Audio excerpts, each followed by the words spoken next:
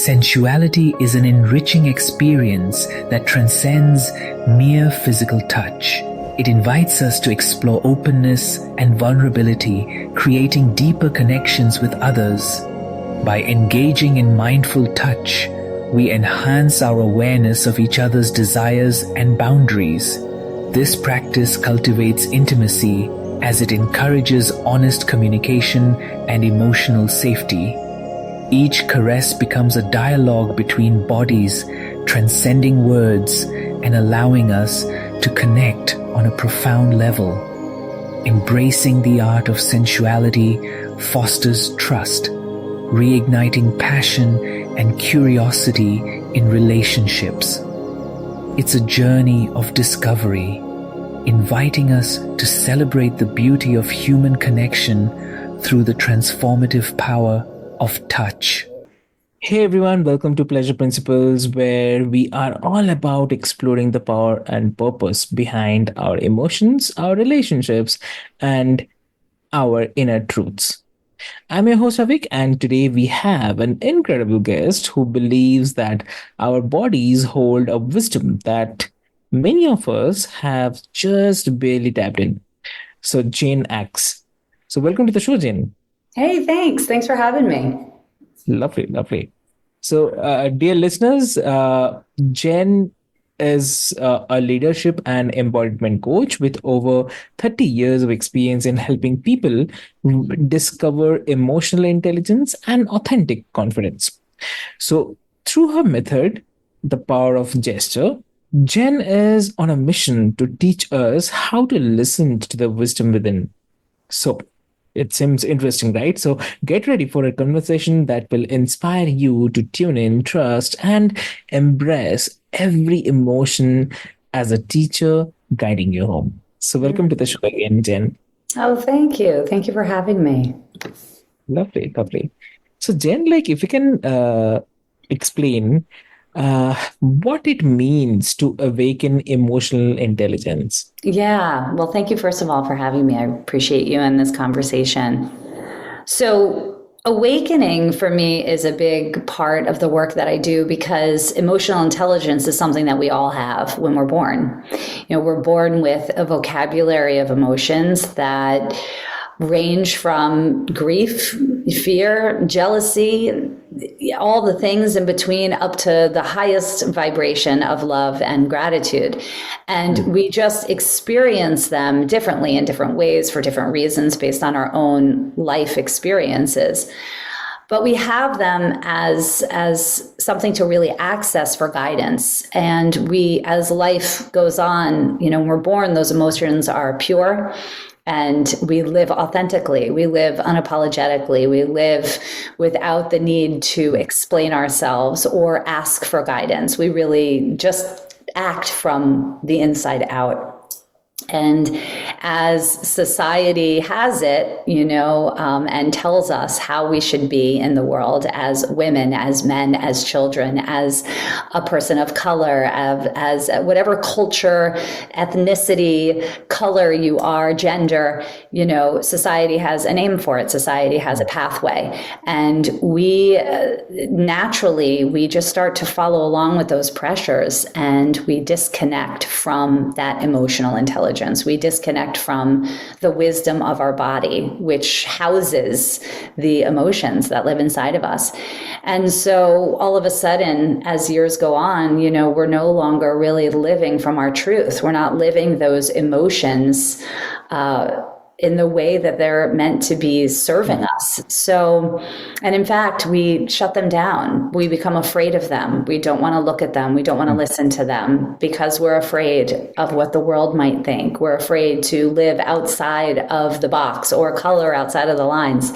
And so reconnecting, becoming embodied and reconnecting to that intelligence that lives within is essential to having success in our personal life and in our professional life. Because when we live from the inside out, when we live authentically from that wisdom, we really lead and live the way we're meant to. So there's a lot of work around this. Howard Gardner, who is a professor at Harvard University for education and cognition, and has written a lot of books about the multiple forms of intelligence.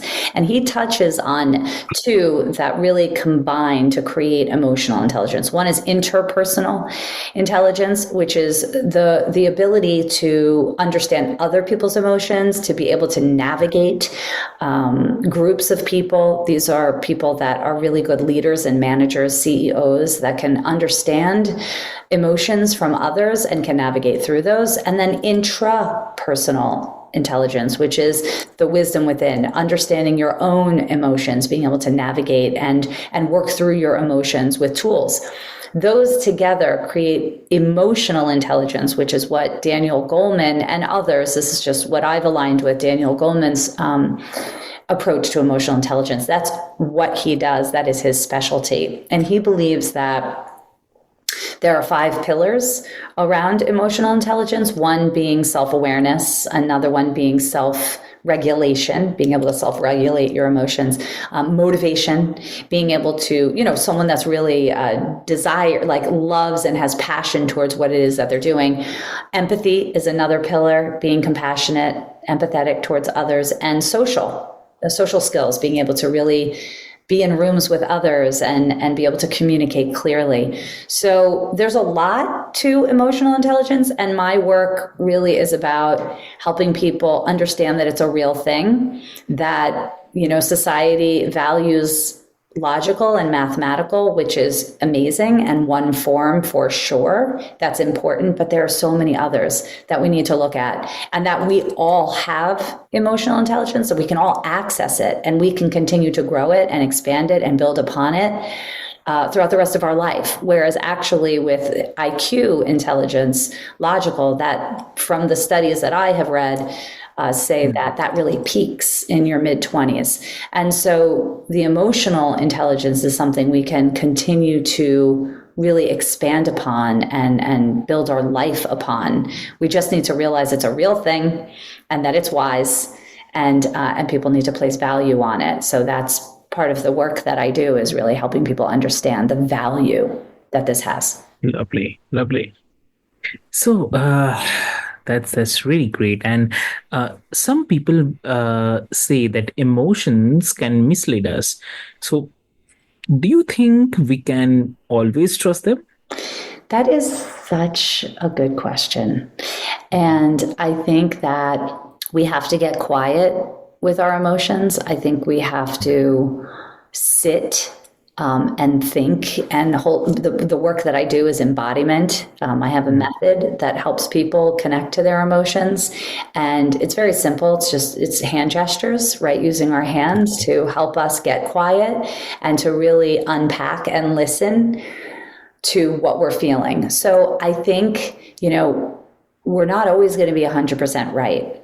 But if we get quiet and we use our hands to hold ourselves and we pause, we don't act right away with what we're feeling. We actually pause and listen to how we're feeling and sit with that for a little bit. Then I think our intuition can kick in and we'll know if it's the right direction in which we need to go in or not. Exactly. Yeah. And how do you see the body holding the wisdom? Well, the body holds the wisdom, our emotions. In what way? Like, where does it all live? Our sensations are part of our intelligence as well. So we've got the body, and then inside the body are all of these emotions combined with the sensations. So it's like one thing to think how we feel. It's another to feel how we feel. And with that feeling, there are sensations around that. So if we're anxious, okay, we can name it with our mind, our logical mind. We can name it, and then we need to feel it. And the feeling creates that sensation. So maybe it's like a, palpitation in our heart, a fluttering of some sort, or we feel something in our belly, right? So we have all of these sensations that also are in combination with the emotion that creates that intelligence. And then to heighten that wisdom within is really leaning into that to those pillars that I talked about. How self-aware am I? How tuned in am I to my emotions and how I'm feeling? The self-regulation part. Well, what do I do with that? Am I able to self-regulate, or do I need support? Which is no shame, right? Get support, learn the tools, and be able to self-regulate. Am I motivated or am I not motivated? Am I empathetic or am I not? Where do I need to work in these categories to then deepen what's living inside of us? Yeah. Got it. Yeah. So, lovely. So, for those who struggle to accept their emotions, where's a good place to start in shifting that mindset? Well, the work that call me. It's the work that I do. It's what I'm most passionate about. And I think it's really about being in a safe space to be honest, because our truth is how we feel. And people are afraid to feel how they feel because it's the truth of what's going on in their life. And that truth can be very, very scary. So I think that having a safe place, which I definitely provide, because in my own life journey, I've had to face a lot of those fears. That's how I came into this work, in my own experience of feeling the fear and not knowing what to do with it, but then leaning into the fear and realizing how powerful that actually was and how important that was. So to your question, where do people start? When it comes to me, working with me, coming to a workshop with others, in a group setting, I do that, and also privately. But if that's not available to someone, then how do you start? There's a couple things. I have this download. I've created a worksheet, not even a worksheet, a list of all of the different forms of intelligence. There's about 9 of them that Howard Gardner really talks about and highlights. And then this emotional intelligence. So I can send that to you and you can look at it and you can start to see, what do I identify with? What feels good? What feels good in my body? What am I aligning with? So you can start there by becoming educated. And then a very simple thing would be to really get quiet with yourself and sit in silence, hand on your body, like heart and stomach, and closing the eyes and just quietly resting and giving yourself, even if it's just 3 minutes, 5 minutes, to just listen. You'll be amazed at how much information comes in, how much wisdom shows up for you when you really intentionally allow yourself to be still. So that's the most basic thing. And then the other thing is really reaching out to me. And I've got a lot of resources and guidance around this, but the list also is something that you can begin to look at. Perfect. So have you ever found that emotions teach us things that we did rather not hear? Oh, all the time. All the time. Yeah, of course, all the time. I think that's the reason why people are so afraid, including myself. When I have been afraid, I'm not afraid of my emotions anymore. I think there's a lot that shows up for people. People have experienced so many things in their life, and no one life is the same. And it can be very scary. What I'm trying to do is say, yes, and it is terrifying, and it's the most important work you can do, because on the other side, it's liberating, it's empowering, and you can use it not only to heal yourself, but to heal others. Yeah. Perfect. And also, what's one practice that listeners can try today to start reconnecting with their body's wisdom? Yeah. So it's similar to what I said before about the hand on your body and stomach and closing your eyes. And I would add the music. Music to me has been very helpful, not only to me, but for my clients as well. It's a place nothing with lyrics, but instrumental music, meditation music, because music can really be a gateway to go even deeper into your body. It really helps you access your emotions. Music is, it brings us into a deeper emotional state. So having that playing and that energy around you and hand it on your heart and belly. The other thing I'm just going to add with my practice, and people can try this, is it's about using your hands, allowing your hands to be the catalyst to shift the energy and the emotions in your body. So, when you go out if you're feeling sad and you go for a run, you shift your emotions. When you get up and you dance, you put on music, whatever. When you move your body, energy and emotion shifts. It just does. So this practice, you don't even have to get up. So use your hands, place your hand, maybe both hands on your heart, closing your eyes, feeling into the emotion that you're having, whatever it is, with no shame, no apology, nothing. It's just where you are, and just trust that. Feeling into that, connecting it, and then using your hands. I'm going to turn to this. I don't know if this is a video or just audio recording, but taking your hands outward from your heart and then bringing them back in. So you're assisting, you're bringing that feeling out, and you're giving it breath and movement. And you'd be amazed at how much your emotions can transform. There is specific tissue in the brain that is connected to your hands with specific intention and responsibility to help us express and move through our emotions in life. So it's very clear, that connection, and why the practice works so much. So it is the mind and body really working together. So using your hands to assist and move that energy out from staying stuck. It's really helping yourself get unstuck. Does that make sense?